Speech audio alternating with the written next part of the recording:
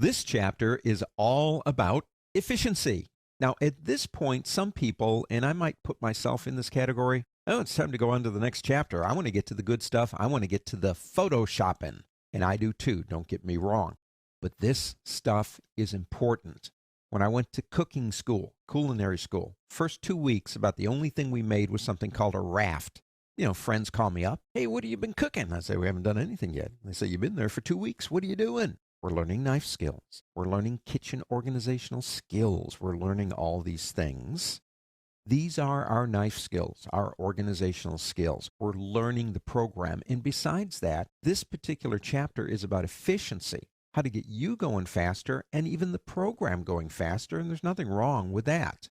But once you have this information and once you have control of the program, you gain a certain sense of confidence. And that confidence translates into creativity. So it really is a good thing to know. Now, in this lesson, we're going to talk about some of the preferences that we can use to gain efficiency. And actually, this is one of the few areas in Photoshop where it's different, at least on how you get to them, on a macro window system. If you're using Windows, go up to the word Edit and go down to Preferences.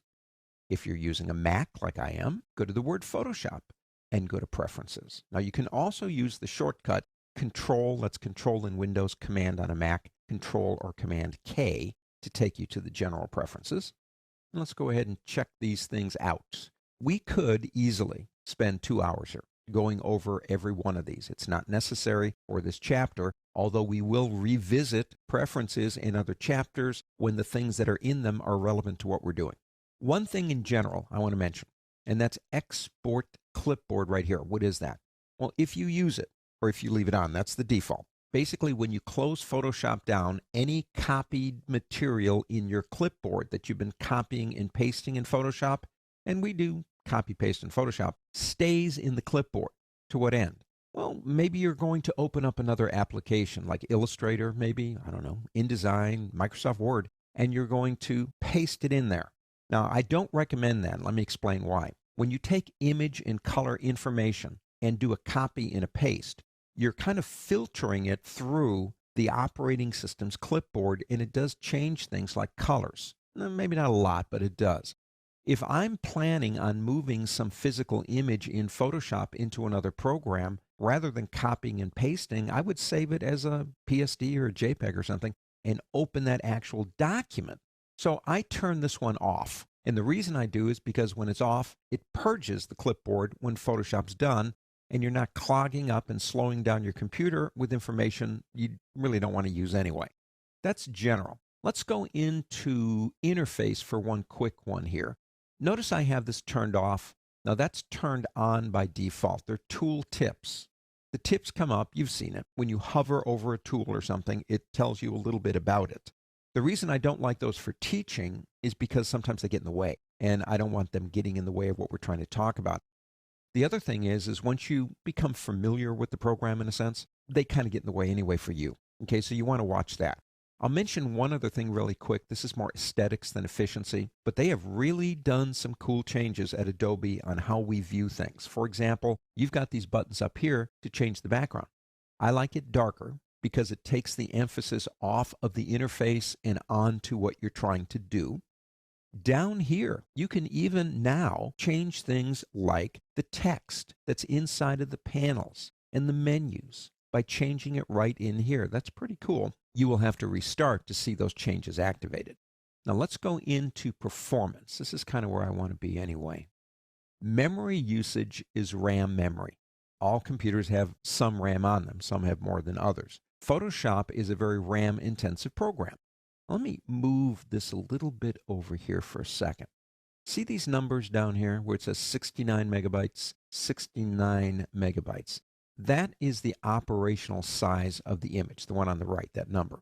What I need to know is, do I have that much RAM memory times about 5 to 8? And I do. I have more than enough RAM memory to make this thing work. But you have a slider down here. So in order for the program to get efficient, it needs, according to most studies, not all of them, but most of them say 5 to 8 times that number. So if you routinely work on images that are 69.9 megabytes, then this number in here needs to be that number times 5 to 8. If it isn't, you could try moving this right here, left or right, to either add or subtract memory. I would not recommend slamming that all the way to 100%. Photoshop doesn't play well with others. Let's put it that way. What it does is it doesn't share. And if you crank that to 100%, you might start getting more efficient, which is cool. But in the end, what's going to happen is something else is going to need RAM, like your operating system or another open program, and Photoshop won't share the information, and it's either going to slow you down or even lock you up. So it's not something I'd recommend you do. The other one I want to mention is this one down here called Scratch Disks. In Scratch Disk, basically, these are other hard drives that I have attached to my computer.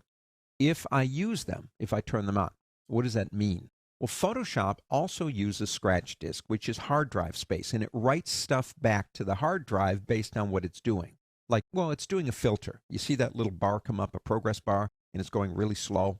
It's because it's doing things with RAM and it's doing things with Scratch Disks.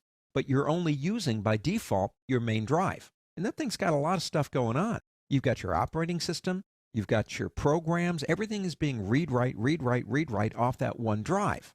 If you install others, you may already have some anyway, but if you install other hard drives, and they're fast hard drives, and you click these buttons, basically what you're saying is divide the load.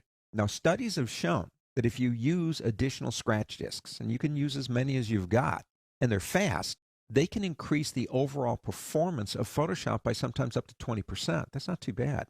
Now, the other one over here is history states. Histories is undos. I love undos. It's my favorite thing on the entire planet. If life had an undo button, this would be a great world to live in. History states can go all the way up to 1,000. You say, whoa, man, if I put that at 1,000, I'll never have a problem. I'll always be able to undo something that I did earlier. I mean, 1,000, that's great. Okay, I agree. That is great. However, understand, if you do that and crank it to 1,000, what's going to happen is so much processing memory, time, RAM, all the stuff is going to come together just to hold those undo states for you that you're going to wind up really slowing yourself down. So I would suggest put a number in there that works for you. 20 is the default. But don't go overboard with it because it can eventually impact performance if you make the number too high. It's way better than it ever used to be, but it still is something that will slow you down. Now, as you can see, we have a whole lot more in terms of preferences, all kinds of things going on. We will talk about some of these a little bit later as we get into other areas where they're going to make sense for us. But in order for your changes to become permanent, don't forget you have to click OK up here. Well, there you go. Some of the efficiency preferences that can actually make the program increase in terms of its performance by up to 20%. If that could happen across the board, which it doesn't, but if it did, that would actually be 1 day out of every 5, 20%. It's not too bad.